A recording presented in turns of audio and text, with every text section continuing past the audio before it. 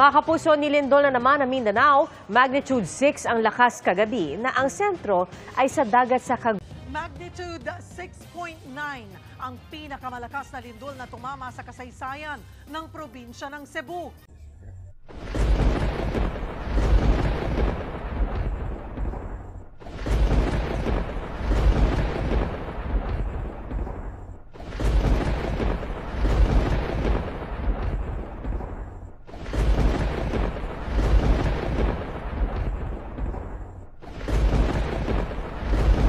Wala nang halos nakatayong bahay sa Purok Isla Verde sa Barangay San Isidro sa Talisay City, Cebu.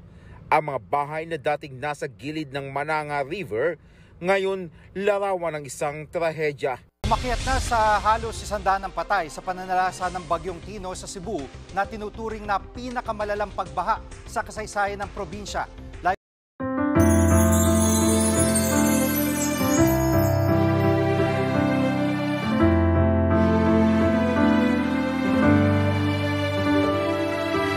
Since you have accepted Jesus as Lord, build your lives on Him and become stronger in your faith. Since you have accepted Jesus as Lord, build your lives on Him and become stronger in your faith. And be filled with thanksgiving, and be filled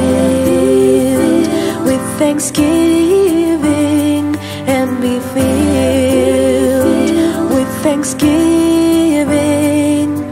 Colossians chapter 2 verse 6 and 7. Colossians 2, 6 and 7. Therefore as you received Christ Jesus the Lord, therefore as you received Christ Jesus the Lord, so walk in Him, rooted and built up in Him, and established in the faith. So walk in Him, rooted and built up in Him, and established in the faith.